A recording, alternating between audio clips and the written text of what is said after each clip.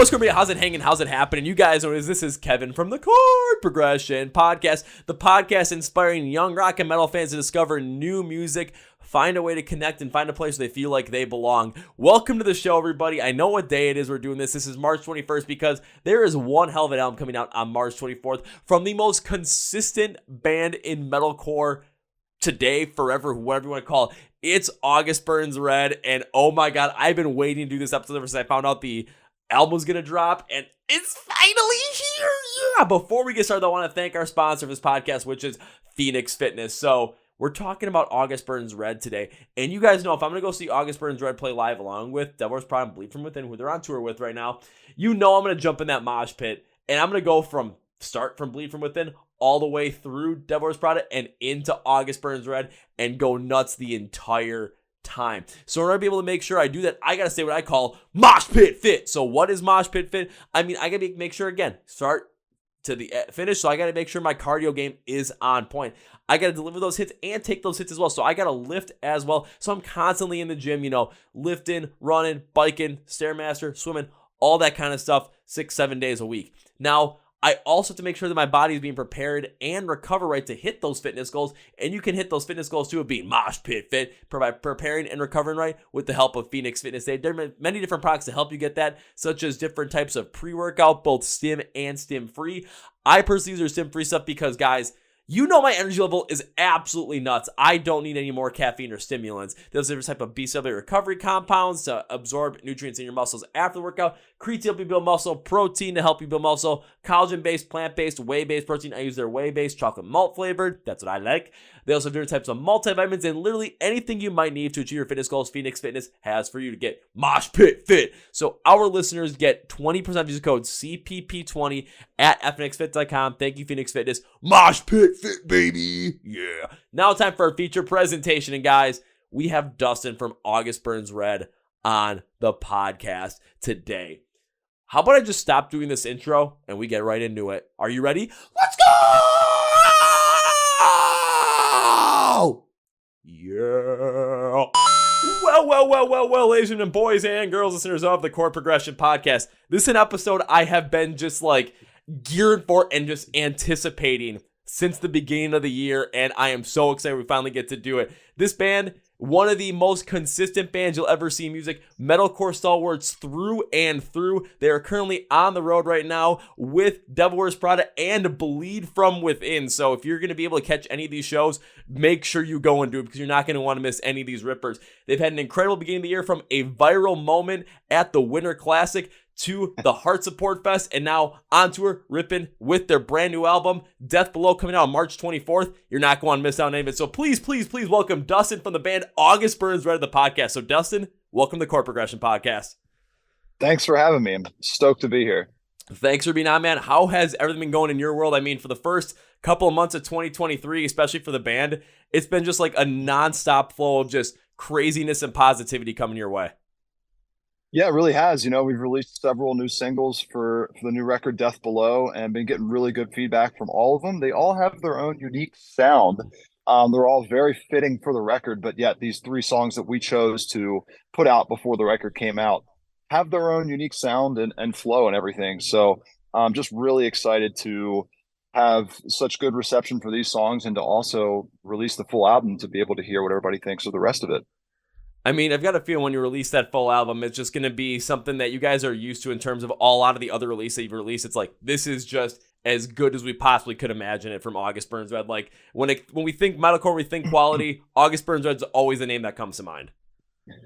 Thank you so much. Yeah, I've been seeing people throw around the word consistent and most consistent in the genre. And I don't say that. That's not me claiming that, but I've been seeing that. And it just means a lot to have so many people and meet people daily, because we do meet and greets every day, to have people say that to me and say that, like, I've been listening to you guys since Messengers, and Constellation's probably my favorite record, but I still love Phantom Anthem. I'm so excited for Death Below. I love those new songs. So it's just really cool to talk to so many people that have stuck with us for all these years, because they're carrying us into the future. Without people supporting us, we wouldn't be able to put out a new record. So. Understandable. Even for myself, I really didn't start to get into metalcore until maybe middle or late 2018. So my first August Burns Red album on like a new cycle was 2020's Guardians, and of course coming out right during the pandemic. I listened to that and I'm just like, oh my God, what have I been missing out on? And then going through the rest of the back catalog, it was consistency was the name of the game. It was just consistent through and through. Quality was there every step of the way. So with Death Below coming out, I'm like, I'm expecting the exact same thing in terms of quality. And through the first 3 singles, you guys have hit on it in every specific aspect. And with those 3 singles, definitely having a different flair to them from each one. It stands out so powerfully with the consistency you guys bring, but also just how well done you guys are when it comes to your craft. Thank you. Yeah, and we want to bring new things to the table too. And so for this record, we're doing some new things in that the latest single we just released, Reckoning, being almost an 8-minute track. That's something we have not delved into before. And I know it's not new to the genre, but it's new to us. And that's the way that song, another song called The Cleansing, and came out. And something else that's pretty exciting about Death Below is it's the first time we've ever written a record and have it flow from start to finish. The entire record just flows like it's one song. Some songs transitions are better than others. There's some that are just like absolutely seamless. There are others that bridge the gap a little bit less creatively, but still it's all tied together. It's like listening to one song, a theatrical experience. And I'm just super excited to be able to be 20 years into it and to still be doing things they're new to us.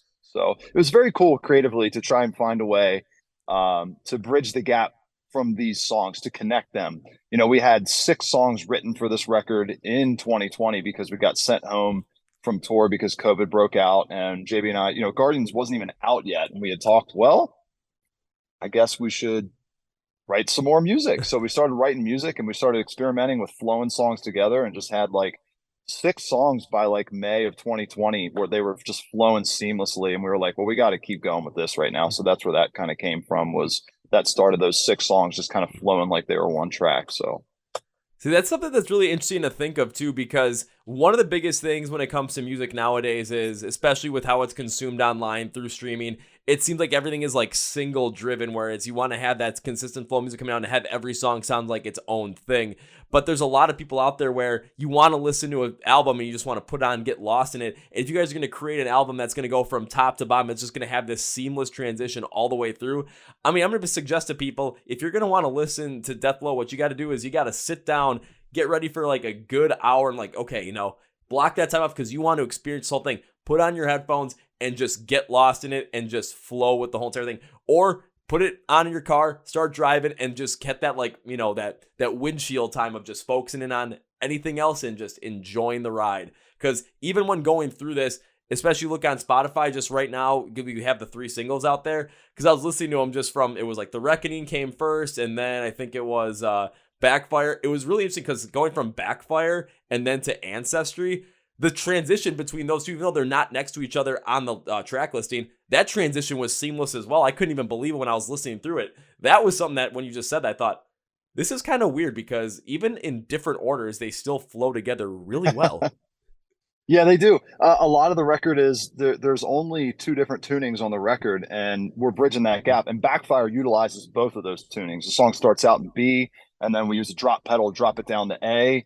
And then, like you had said there, you said that Backfire kind of has like a little, like, kind of like we'll say a drum fill into the next song, which right now in the order on Spotify, because it's just the 3 singles, it's Backfire into Ancestry, but that's not the way it is on the record. So Backfire goes into a song called Revival. And if you think it flows good into Ancestry, you're going to really realize that, it flows much better into Revival. And yeah, it's just like these songs being 2 different tunings and utilizing these tunings, you can just like any song, you don't have to listen to the record from start to finish. You can pick up any song anywhere and it makes sense. Like even like let me think about this, like the way Ancestry starts, like that was the first song we released, and you hear it and right out the gate you're like, oh, this is awesome. Now when you hear the way The Cleansing flows into it, you're about to hear something different because it's like it's its own song, it's its own identity. But the way it bridges the gap from The Cleansing into Ancestry, it maybe makes the intro to Ancestry sound different. It's just like it's brilliant. I'm so excited that that those are 2 JB songs. I'm so excited about the transitions between the songs on this record, but also the fact that you can just like put on a single song and not have to think about listening into it from start to finish. No, that is something that's really interesting because even when you're talking about that transition now, I'm getting even more excited for the album release because I want to hear what that transition into Ancestry is going to be like from the Cleansing. Because whenever I hear music or albums or songs that are back to back with each other that can stand out on their own, but they have that transitionary period into one another and just make it sound so differently, but makes that sound from the second song that's going to be after it sound in a completely different way, but just as powerful as the first. If you're listening to it as like a single, that just sticks out in everyone's mind as, okay, this is the point in the album where we just want to feel it's like we are ready to go no matter what, whether it's you're going to hear that song live and it's going to be on its own, or if the Cleansing then comes into Ancestry, everyone's going to want to just go absolutely nuts, whether they're sitting in their car, sitting at home, or seeing you guys play live and just in the middle of the pit just going, let's fucking go. That's right, dude. Yeah. And especially listening to this record too, I think that this is a record that, like you had mentioned, it being like an hour long. It is a long record. There are a couple long songs, and it's a record that I think is going to have lasting value for our fans. Meaning that like you don't with Guardians, I feel like Guardians was a little bit easier to digest because the songs were a little bit more structured. They were still tech, but they were just like you would listen to it and maybe get it a little bit quicker. Whereas with Death Below, it's very tech. It's like it's probably our most progressive record to date.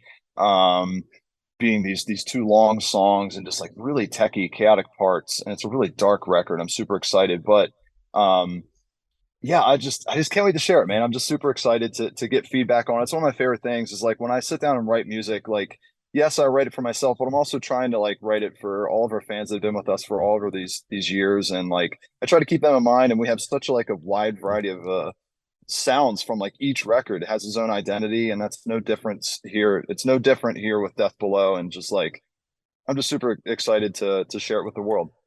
I can kind of attest to that too because I still remember listening to Guardians and now listening to what you guys have put out on Death Below so far and just seeing that there is a little bit of a darker feel to it at the exact same time. Because I remember listening to, what was it on Guardians? Listening to Bones for the first time, and that was the song that kind of got me connected. We're like, now I'm into this. Like, this is awesome. And all of a sudden jump in Death Below, listen to Ancestry to start out with, and I'm like, there's something, it's kind of has given me like those similar vibes, but it's a different feel to it. Like it has a little bit of a darker emotion to it. And then hearing Jesse Leach featured on the track as well with the clean vocals, especially, kind of bouncing a little bit off of Jake, it just really stood out as like, oh my God, this has got a little bit of a different flair to it, but this is still hitting just as hard as anything else you guys have put out. Yeah, Ancestry's hard, man. We're playing it right now on this tour, and it's a tough song. It's a very techy. It hits hard. It's one of those songs that I'm just like, well, I can't move left or right. I got to stand right here and focus on what I'm playing right now. But it's super fun to play live. See, like I'm hoping that you guys are still playing it live by the time the second part of that of the tour you guys are on comes around, because when you come around where I'm able to see you guys live, like I want to be in the middle of the pit for that, going absolutely nuts and maybe get thrown around to the side. I mean, who knows? But I'm just here to have a good time and just enjoy some good ass music. Which I mean, every time I've seen August Burns Red play live so far, seen you guys play, it's been nothing short of an absolute blast.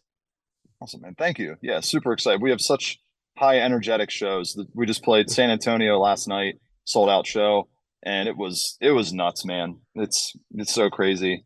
I couldn't do it. I couldn't be in the pit myself. I'll say now you're saying, looking at San Antonio, it was crazy. I'm starting to think like I gotta start talking to my friends. Like, when you guys end up coming to Chicago, I'm like, you know what? We gotta up this. We gotta top this because we can't let no one beat us. Yeah, Chicago always brings it too. And it's like, and even because I'm from Milwaukee, so you guys are playing Chicago. I'm gonna travel down there and make sure I'm in the middle of all that stuff because.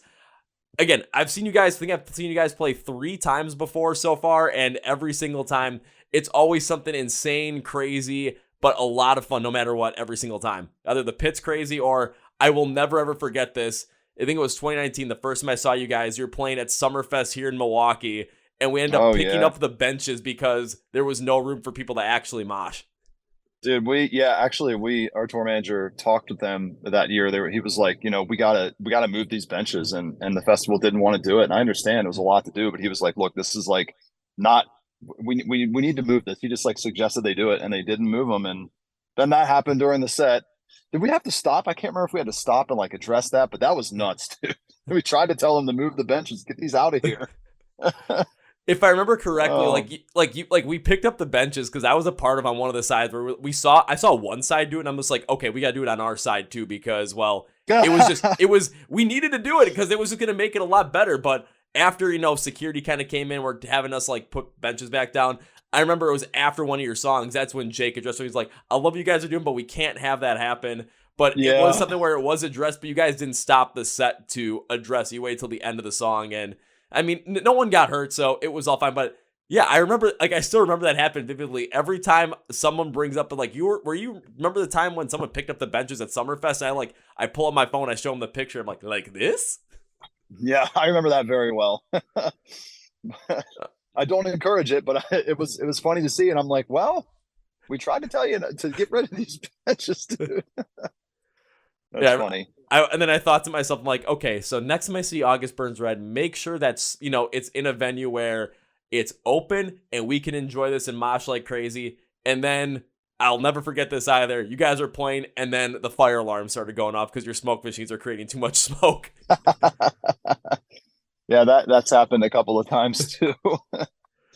Yeah. And then the third time I saw you guys, went out without a hitch. Like, that was the only time where I'm like, nothing went wrong. Everything went perfectly right. No one had to stop or anything. It was just a ripper straight through and through.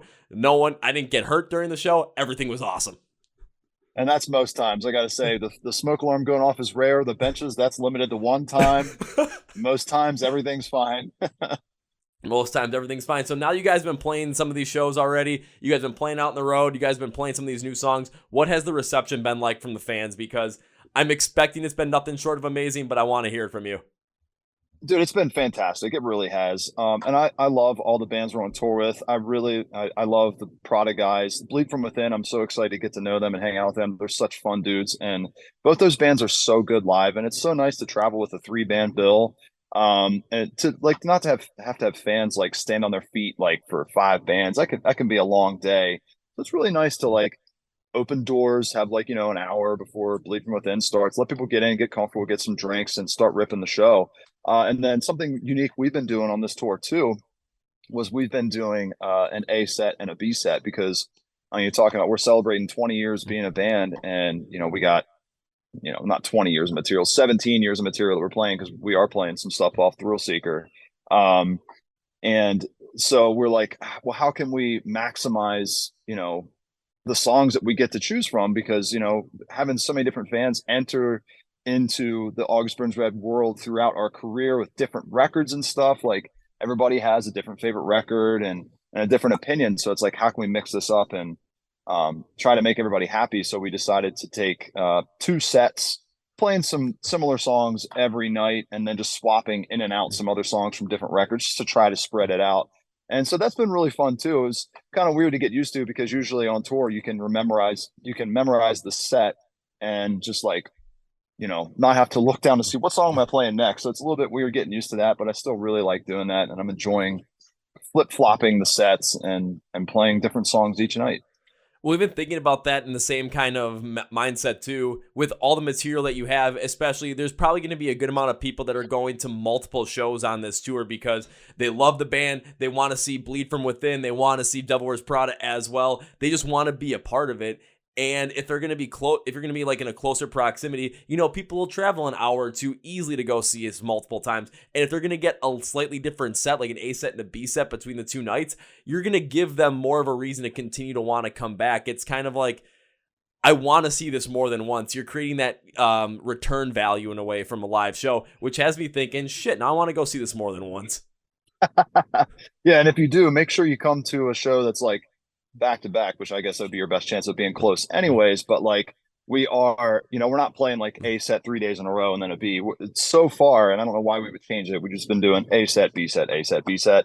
If there's a day off and we just did the B set before that day off, well, we're doing the A. So we're rotating every single show so far, and I don't know why we would change that. But and I have talked to a couple of people who have been to where was that? It was Houston and Dallas, and then somebody did Dallas and San Antonio, so they got to see both sets, and they were super excited about that. And yeah, that's more of a reason to make you want to come out to see the show again, because I mean, touring for so many years, how many times I've met people at a meet and greet and been like, I was at the show last night, or I was at the show a couple of days ago, and it's like, I wish we were playing different songs for you, but it's a lot of work to do two different sets. And I mean, dude, I can't remember how many different songs we're playing between the two sets, but it's a lot. It's a lot to remember. And like I said, that's the one thing is it's kind of hard to get into a flow because like when you do a tour and you play 40 shows or whatever it is in a tour, you know you're set by, usually you know it before you even go into it because you've been practicing at home, but you know within the first week, you know what song's next,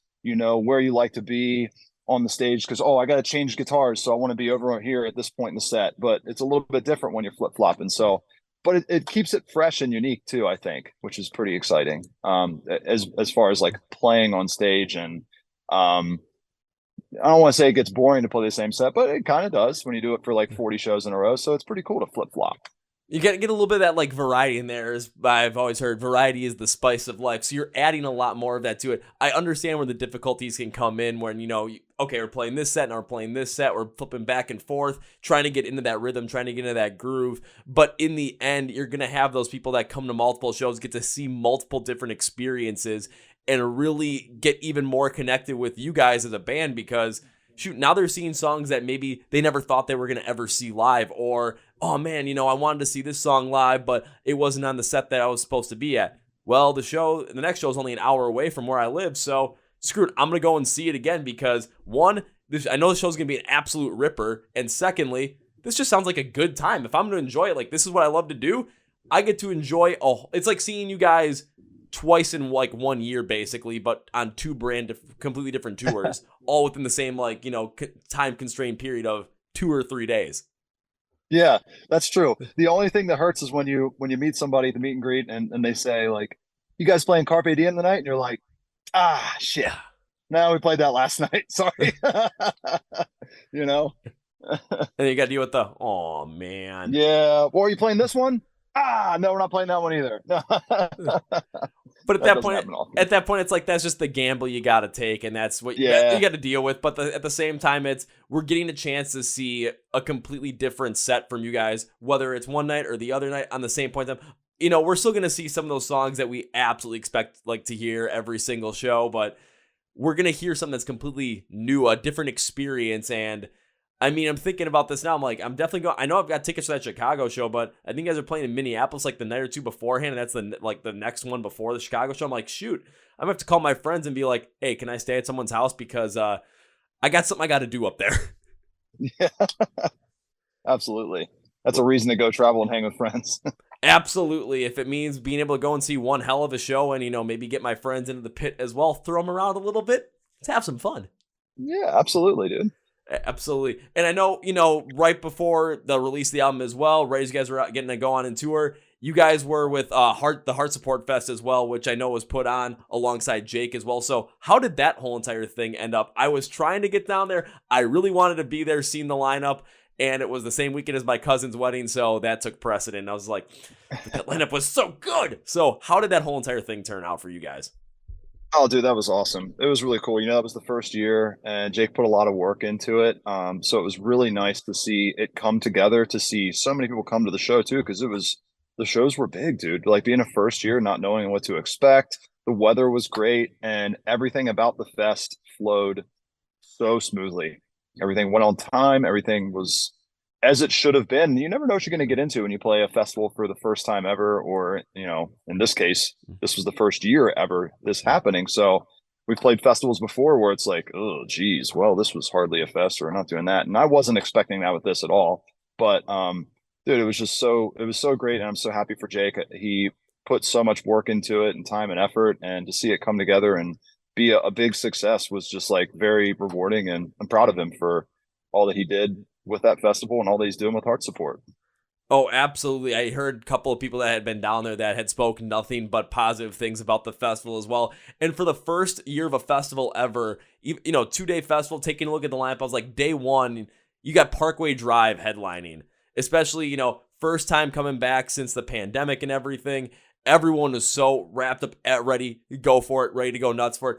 And then I'm thinking, okay, how can you get better for day two than Parkway Drive? Me personally, I saw the headliner was, and that's when I got mad, because I'm like, I can't go to this, because it was Rise Against.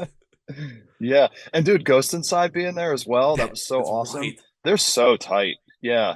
It was a really cool festival. I've really enjoyed it. was So awesome. I'm trying to think who else you guys had there. I think was Memphis May Fire there. I think you guys had Spirit Box, Under Oath, was Currents there as well.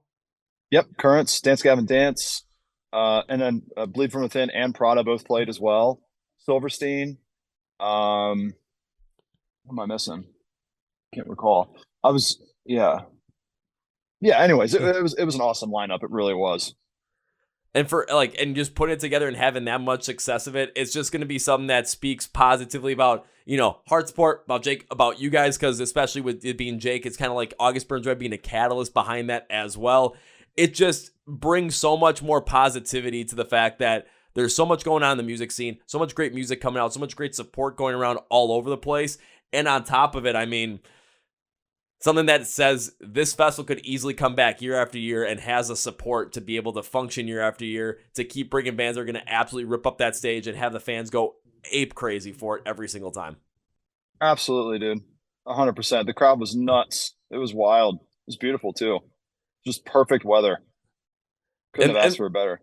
and even like for Florida too, it's like you never know what kind of weather you're going to get. Even like putting it in, middle of February, it might be your best chance at it, because you never know exactly what's going to happen, but you could get 50-degree weather, you could get 80-degree weather, but at least you're not going to get, 95 degrees and potentially have to melt out there or stuck in the middle of a giant storm. Yeah, like we've done Warped Tour in July in Orlando. It's something to to write home about, to say the least. It's brutal, man. So I can somewhat attest to it, because I did Rockville last year, and I think the coolest day was like 85 degrees outside. Hottest day was like 95, 96, and hot, humid, and just I almost melted. Yeah, that's the worst. It was not the best. I do want to jump back a little bit into the album though with Death Below, because I know you said it kind of had this darker theme, this darker tone to it. Why'd you guys go with more of this like darker idea behind the whole entire album? Well, I don't think it was really planned out. It just kind of happened like that. And then the nature of the album was that that was where we started. That was the stuff that we had written to begin. And so it was like we wanted to continue that thematic thing because we wanted the record to flow from start to finish. And I don't mean to say like the whole record is dark, because it definitely has its moments where it lets up and there's, some like melodic, clean parts as well. But overall, it just has this. It's one of our darkest albums. I'd always said before that Rescue and Restore was like our darkest album, and I thought that what made that dark was that it was just like the first time we really experimented with dropping our tuning. And so sometimes just the nature of playing a low tuned song gives it like a dark sound, like Bloodletter on Guardians being like drop A. That was the first time we did something drop A on one of our records, and naturally sounds darker, right? That's just in that tuning. And for me personally, the first song that I finished for Death Below was Backfire, the second song that we released. And just the nature of I delved into music theory a little bit, and I started learning melodic minor and just or harmonic minor, melodic minor. So Backfire is harmonic minor, and just the nature of that tuning is just dark. And I wanted to write a song in that key, and so there's no way around it. And so I wrote a song that leads into that. It kind of feels like the same song again. I'm talking about flowing into it. And again, that's harmonic minor. And then I wrote another song, it ended up being harmonic minor too. So it was just like what I was really into at the time. And the nature of that musical key is that it's just like dark. And I wanted to write heavy stuff too. I didn't want to like write anything that was just like, I don't know, I was just in this place where I just wanted to write something really heavy, and just how it turned out for me. Oh, I can guarantee you there's going to be a lot of people that hear that just wanting to write something heavy, and they're just going to be sitting in their chairs or driving their cars going, "Woo!" Like getting all Yeah. excited for it. Yeah, I was sometimes you, as a writer, sometimes you get stuck, and I was definitely stuck with some stuff on this album, but Backfire being the first song that I wrote, it was the second song completed for the record too. And that song for me just flowed from start to finish. And I never questioned um, letting it up. I never questioned clean part. I just wanted the song to just flow and just be heavy and dark. And I was really into blast beats at the time too. So I have Matt blasting for like a minute straight in that song. But yeah, I just wanted to write something relentless and heavy, man. You're gonna make Matt's legs fall off. He's gonna be blasting for a straight minute, especially you guys are playing that live. It's just you might have to like come over by him and like get a spray bottle, like spray him out. Like, okay, we need to cool down the engines a little bit to make sure we can finish the rest of the set. Yeah. There's that one part in that song where it is like 45 seconds or a minute of just straight up blasting, black metal blast. Oh man, yeah. I remember when I wrote that and I texted him like, I got a song for you, Matt. It's like a lot of blasting. At the end of it, bring back the ice bucket challenge for Matt specifically, because you might see some like massive steam come off his legs. Just like, what happened? Nah, man, they just played Backfire. Straight minute of blast beats. Matt needed it. He's killing that. We are playing Backfire. He's killing it on this tour. He really is. Oh my God. Then that speaks to just the power, the will, and also probably a good amount of cardio right there, because being able to go and do that so consistently, damn, that's impressive. The amount of calories that drummers burn, man. Right? It's got to be insane. It's got to be insane to the point where after the show, it's like if you start seeing him, take down, go to like Hattie B's in like Nashville or something, get a whole entire half a chicken and waffles, and just take it down in 10 minutes. No question about it. It's like, yep, he just played a show, probably burnt twice that in, an hour set. I know, dude, it is wild. And he does do that. After the show, he's got a hefty plate. He needs it. Refuel. And then that plate is gone within like 10 minutes. Like, well, Matt, what happened? Had to refuel, man. Couldn't help it. That's right. Well, kind of looking a little bit more again into like the tour you guys are on right now with Bleed From Within and with Devil Wears Prada. This is Bleed From Within's first time in the U.S., correct? Correct. Yeah. So how has it been, with a band it's their first time in the U.S., having them open for you guys? How has that all worked together, and how have the fans' reaction been to, the tour going from Bleed From Within, then to Devil Wears Prada, and then, of course, to the headliner of August Burns Red? The crowd's been awesome, man, for every single band. Bleed From Within has been a band for a very long time. I think they say 16, 17 years. And this is, like I said, this is their first time in the States. Dude, they are so unbelievably tight. I love Shrine, their latest record, Fracture, the one I think that came out in 2020. Like, I started listening to their music around the time that we had discussed them coming on tour, and I was like, this band is so sick. And I see their fans like super excited. They are there singing along front row. You can hear people singing along, which is awesome. And then the same thing goes for Prada, which, again, Prada's latest record, Color Decay, man, that record is awesome. I love it, start to finish. It's so catchy, and just like Bleed From Within, like their fans are singing along to like every word, and even their brand new songs that they haven't had much time with, they're just like, fans are out there singing along. It's just awesome to hear it. And I find that myself personally, I find that I'm singing Prada songs the rest of the night. Once I hear it one time, it's all it takes, and I'm singing it the rest of the night. And like I said, both those bands they're just like down to earth, very chill. Bleed From Within, they're really trying to give it back to their fans, so they're out at merch every night trying to say hi, and it's just a great tour, man. It's only good vibes out here right now, honestly. So, and that makes a lot of sense. I have to commend that too, just because hearing from some of the people that have seen the tour already, have been a part of it, it's been nothing but, okay, you get people that absolutely Bleed From Within, you get people that love Devil Wears Prada, you get people that all love August Burns Red, you put them all in a room together, and it's just a recipe for one hell of a good time, because everyone is enjoying the music every step of the way. I do know what you're saying about Prada's album Color Decay, though, because the first time I heard Time Live, I'm like, I could not get it out of my head for days. It took a long while to get out of my head, but it's something where you look at this tour, and of course, seeing how many days you guys were doing with this tour, it just speaks volumes to the fact that you guys have, especially with this tour as well, such a powerful influence in terms of being able to bring people out, make people have an absolute blast of a time, to the point where, because this tour from start to finish in terms of like time frame isn't like 3 months long overall, even with a little break in between the middle of it. Yeah, so it was 4 weeks on, 4 weeks off, 4 weeks on. So it's like an 8-week tour. Yeah. Yeah, and it just, that amount of time, how many bands are able to do something like have a 4 week on, 4 week off, 4 week on tour, or 8 total weeks within the span of 3 months? Like, there's not many bands that are gonna be able to pull something like that off and have so much consistency coming through day in and day out with every single band. But just taking a look at the lineup, knowing what you guys bring to the stage, knowing what Devil Wears Prada brings to the stage, and the anticipation from everyone in the U.S. to see Bleed From Within, it's like this tour is basically like the ripper of a tour in 2023 that you do not want to miss. And if you do miss it, well, maybe you shouldn't have. Yeah, don't miss it. Really don't miss it. And honestly, I was just telling somebody last night who came to the show. I was at a bar getting dinner before the show, and they asked me if I was. They didn't recognize me. Not that you should at all. But they were just like, I thought they were messing with me at first, but they were like, "You going to the show tonight?" To myself and my guitar tech, and we're like, "Yeah." And he goes, "Well, you here for Prada or Burns Red?" And we're like, kind of both. What about you? And he was like, more so Prada. And I was like, oh, cool, man. And then I was like, this is where I'm going with the story. I was like, have you heard of Bleed From Within? And he's like, no. And I'm like, dude, they're from Scotland. It's their first time here. They're so tight. You got to get over there early to go see them. So my point being that it starts with, if you haven't heard Bleed From Within, you have to come see them.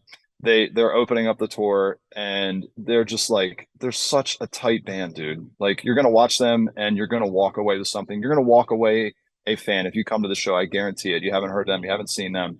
You're gonna walk away from the show a fan from Bleed From Within. Then Prada's gonna play, and you're gonna be singing along, and you're gonna be a Prada fan too. If you weren't before, you're gonna be a Prada fan now. And then we're gonna go on and, like we discussed earlier in the podcast, we have two different sets. We're playing a bunch of different songs. We're also doing the biggest production. I know we say this every tour we go on, but we're doing the biggest production we've ever done. So our light show is so unique. It's such a cool stage design that our lighting guy Carlos came up with. We just have a different layout on stage with decking behind right next to Matt, which is something we haven't done before. And so it's just like the biggest production we've done with two awesome bands opening up this tour, and you just don't want to miss it, man. Like you said, you'll be sorry if you do.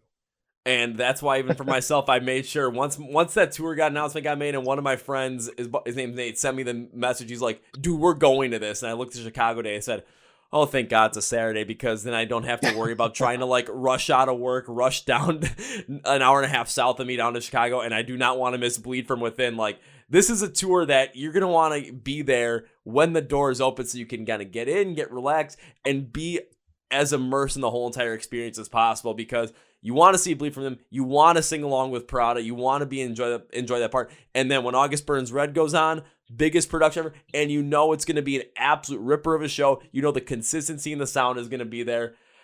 I mean, I'm getting more excited for this already, and by the time we record this, like, that show's like 2 months away, and I'm like, why can't it be now? Like, I'm like a little kid. I'm like, I want it now. Well, it can be now. You just got to get a plane ticket. I gotta get a plane ticket, but my bank account might be like, hold up there, Kevin. We got a little bit of an issue with that one right now. We got some other funds we gotta, maybe move around beforehand. But I mean, I could be impulsive and just say, you know what, screw it. I'll see you guys out in like Arizona if you guys are playing out there in the next like couple of days. Like, go in there now. Get away from the cold. Get away from the cold for a little bit at least, and all that. I mean, it would be kind of nice to get away from the cold, where I've been living in it for 2 straight weeks, indoors and out. So it would be kind of nice, and to go see a show. But you know what? If I have to wait, at least I'm all set and ready to go. But because there is no way, again, you want to miss out on this tour. There is no way you want to miss out on seeing August Burns Red live, and there's no way you want to miss out on Death Below when it drops either. Because, well, when we say consistency in August Burns Red, that's like a match made in heaven right there. Yeah, I'm super excited, man. I can't wait. It's this record's been in our hands for a while, and it's just like playing the waiting game to share with everybody else is just like, it's always the worst part of releasing an album, is you have it for so long until like it can be pressed and you can get it out on the streaming services and like have everybody be able to get the chance to hear it. You've already heard it a bunch, so in the band, and I'm just so excited to be able to share it with everyone and to hear feedback on it. Feel like you're going to get a good amount of feedback on it in terms of the good quality feedback. So, Dustin, as we bring this podcast to its conclusion, one thing I like to do is give my guest, which is you in this instance, a chance to say whatever you want to say, plug whatever you want to plug, promote whatever you want to promote at the end of the episode. So, Dustin, the floor is yours. Oh, thank you very much. Well, thanks for having me, first and foremost. It's stoked to be here. And Death Below, as we mentioned several times, is out March 24th. We're on this 20-year anniversary tour. It's absolutely crazy to me to think that I've been able to do this for so long. Like, I joined this band when I was 18 in 2006, been a band since 2003, first record out in 2005. And it's just like back in those early days when we were sleeping on floors and overdrawing our bank accounts, it was just kind of wild to think like, well, how long am I gonna be able to do this? Like, you don't ever expect to make it this far. And I just have to say thank you to anybody and everybody who's bought a t-shirt, who's come to a show, who's supported us in any way, who's put us up back in the day, having a sleepover at your house. It's just like, without you, we wouldn't be here doing this today. And it just means the world to us to be able to do this for so long.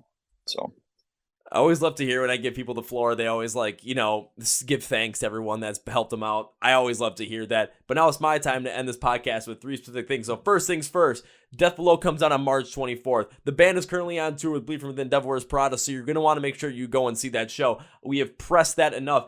And you're going to want to follow along with the band everywhere you can, because you want to make sure that you can know when those shows are happening, know when the next amount of shows are happening, connect with other fans of the band, and all the other good stuff. So go to the script for the podcast, say find August Burns Red online. There's going to be links for everything. There's going to be labels for everything, so you can connect them on social media, watch YouTube videos, download the album, buy the album, stream the album, buy merch, buy concert tickets. Whatever you need is going to be all down there for you. I'm doing all the hard work. I'm doing all the research.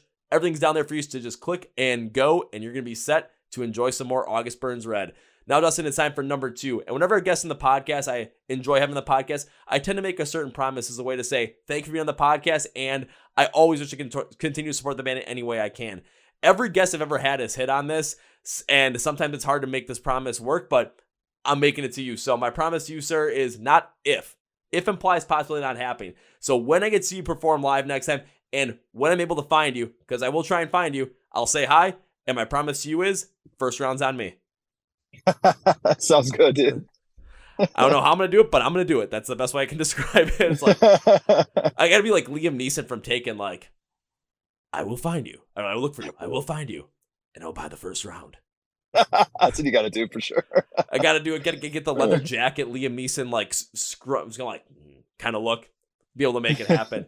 All right, now, before we close the podcast, I cannot end this by saying goodbye because, Dustin, this was a hell of a lot of fun. I do not want to be the only time I get to talk to you on this podcast, and I made you a promise, so I got to make good on that promise, right? So goodbye is way too final for me, so I got to end it by saying, I'll see you later. Love it. I'll see you later, Kevin.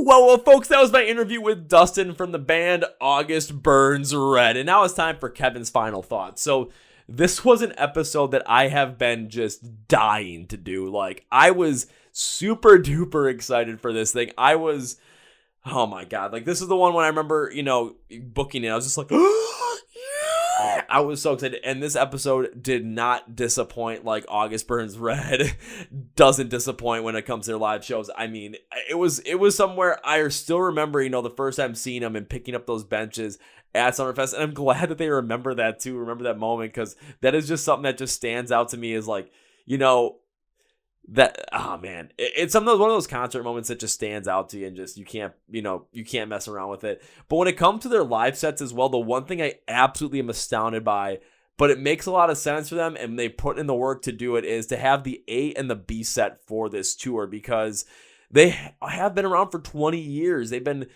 their first album came out, 17, 18 years ago. And when you have so many fans and you have so many people that are coming to see your music, enjoy it, and you have new music you want to put out there, you have so many songs you want to play, you have so many different sounds you want to put out there, and you're going to have to cut some, of course, especially when you're, in a band for 20 plus years, you have all that music behind you. But for them to do an A and B set, I mean, it just makes me want to go and see them even more, because I want to see what happens with that A set. I want to see what happens with that B set. Mariana's Trench is going to be a part of that set each night, no matter which one is the A or the B. But man, it just, all I can remember or think about is, when a band puts this much consistency out there, consistent good quality in terms of their music, their live shows, their interaction with the fans, everything, it speaks volumes, and it's something that we can all take, into our daily lives as well. We want to, again, the podcast, I want to do the best of my ability with this. I want to put out the best content I can, put out the best episodes I can, and do this with, the most enthusiasm that I possibly can, and continue to deliver on that positivity and that good kind. Whether, you're in your own creative space, whether you're making your music, whether you're in a band and you're trying to, create that consistency as well as that consistent good quality, it's basically kind of treating every episode for me, or every concert for you, or every song for you, like it's the most important thing out there, so that you give it the proper time. I mean, that's always how I think about it. And when it comes to August Burns Red, I mean, their consistency just speaks through and through. This is an album that you are not going to want to miss out on with Death Below. I really like Guardians personally from 2020. I know everyone else has a different favorite album, but that was the one that really got me into August Burns Red.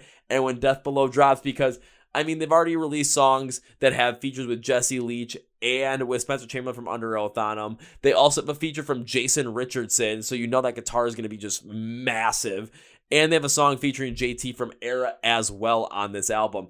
Again, the consistency, you can tell it from the song with Jesse Leach, which, of course, get the name right, which is Ancestry.